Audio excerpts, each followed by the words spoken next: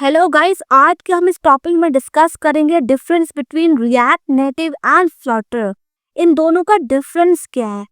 React native और जो है ना फ्लटर एक तरीके से ना कहा जा सकता है कि दो जो है ना पॉपुलर फ्रेमवर्क्स हैं जिनको जो है ना क्रॉस प्लेटफॉर्म मोबाइल एप्लीकेशंस बनाने के लिए ना इस्तेमाल किया जाता है। लेकिन इन दोनों में ना कुछ की डिफरेंसेस है इनकी टेक्नोलॉजी में, परफॉर्मेंस में और इकोसिस्टम में। अब हम फर्दर जो है ना इसको डिस्कस करेंगे, मतलब कि आप ये समझ लो कि ये दोनों जो है ना फ्रेमवर्क्स है जिनको जो है ना क्रॉस प्लेटफॉर्म मोबाइल एप्लीकेशंस बनाने के लिए ना इस्तेमाल किया जाता है। अगर हम रिएक्ट नेटिव और फ्लटर के डिफरेंसेस की बात करें तो सबसे पहला डिफरेंस आ जाता है लैंग्वेज एंड फ्रेमवर्क का।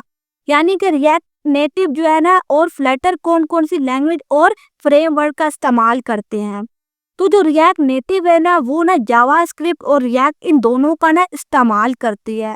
अगर जो है ना आप रिएक्ट से फेमिलियर हो, अगर आपने जो है ना इसमें वेब एप्लीकेशंस बनाई हैं तो आप जो है ना रिएक्ट नेटिव भी आसानी के साथ सीख लोगे। मतलब आपको जो है ना अगर रिएक्ट आती है तो रिएक्ट नेटिव सीखना आसान हो जाएगी। कुछ ही डिफरेंस है इसके अंदर।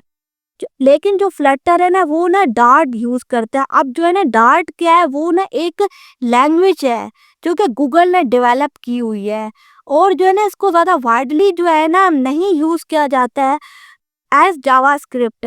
लेकिन जो है ना ऑप्टिमाइज किया गया है इसको जो है ना यूआई डेवलपमेंट के लिए। मतलब कहने का मतलब ये है कि ये जो है ना जावास्क्रिप्ट की तरह वाइडली यूज़ नहीं होती और जो है ना ये डार्ट यूज़ करती है जो कि गूगल ने डेवलप की है, जो कि एक लैंग्वेज है और इसको जो है ना ऑप्टिमाइजेशन के लिए ना इस्तेमाल किया जाता है यूआई डेवलपमेंट में।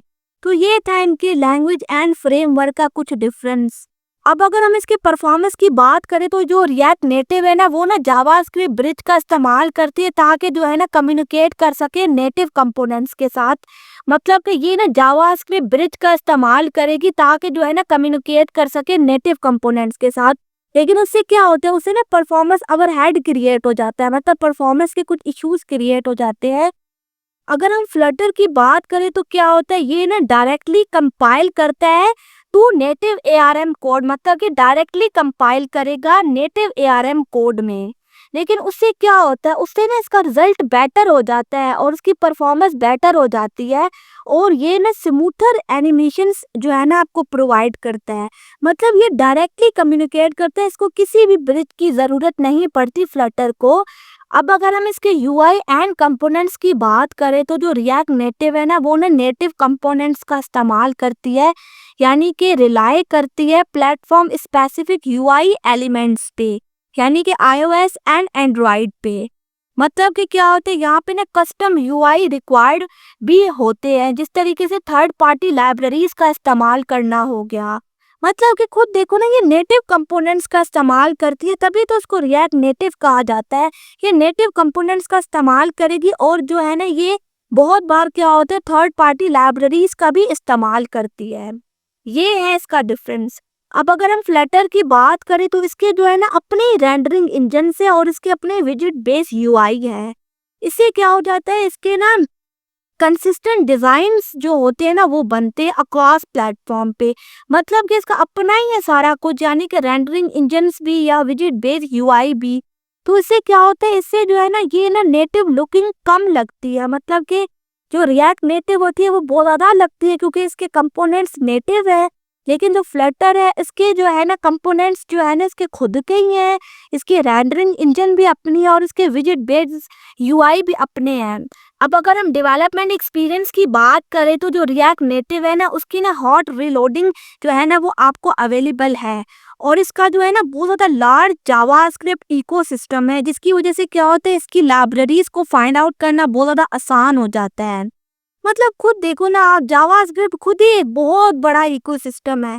तो इससे क्या हो जाता है, इससे ना आप बहुत आसानी के साथ लाइब्रेरीज अगर आपको कोई चाहिए होती है तो आपको आसानी से मिल जाती है, आपको बहुत ज़्यादा वर्कआउट नहीं करना पड़ता।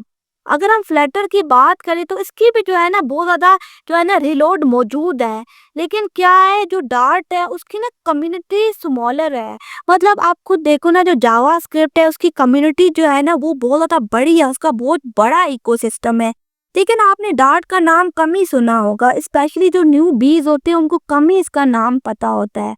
तो इस वजह से क्या है, इसकी थोड़ी कम्युनिटी जो है ना वो छोटी है और बहुत ज़्यादा फेमस नहीं है जिस तरीके से जावास्क्रिप्ट फेमस है।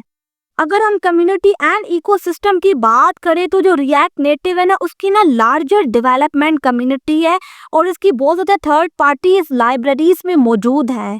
मैंने आपसे पहले भी डिस्कस किया हुआ है।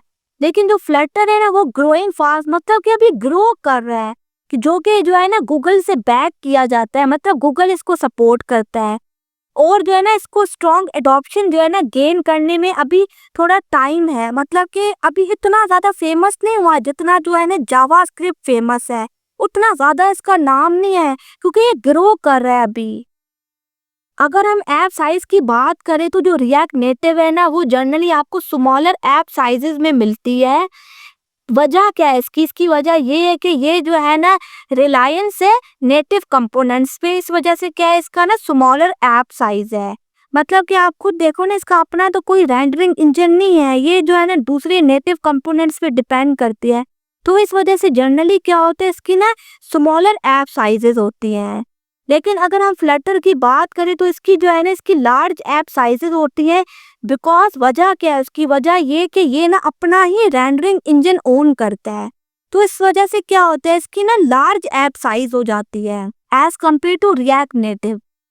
अगर हम यूज केसेस की बात करें तो जो रिएक्ट नेटिव है ना वो उन एप्लीकेशंस के लिए बेस्ट है जिनको जो है ना नेटिव परफॉर्मेंस जो है ना वो दरकार है या फ्लेक्सिबिलिटी दरकार है विद एग्जिस्टिंग जावास्क्रिप्ट स्किल। मतलब कि एग्जिस्टिंग जावास्क्रिप्ट को यूज करते हुए ही उनको जो है ना नेटिव परफॉर्मेंस अगर चाहिए या फ्लेक्सिबिलिटी चाहिए तो आप जो है ना नेटिव रिएक्ट नेटिव का इस्तेमाल कर सकते हो। अगर हम फ्लटर की बात करें तो ये जो है ना उन एप्लीकेशंस के लिए बहुत ज़्यादा जो है ना बेस्ट है जिनको जो है ना हाई परफॉर्मेंस ग्राफिक्स चाहिए होते हैं या कंसिस्टेंट यूआई अक्रॉस प्लेटफॉर्म चाहिए होते हैं। मतलब कि यूआई चेंज ना हो, कंसिस्टेंट हो अक्रॉस प्लेटफॉर्म से भी। और जो है ना अगर वो भी इसका इस्तेमाल कर सकता है जिसको जो है ना प्रीवियस जावास्क्रिप्ट बैकग्राउंड जिसका ना हो, मतलब वो भी जो है ना बंदा स्टार्ट ले सकता है इसका। तो ये था कुछ डिफरेंस रिएक्ट नेटिव और फ्लटर के बारे में। उम्मीद है कि आपको ये लेक्चर पसंद आया होगा।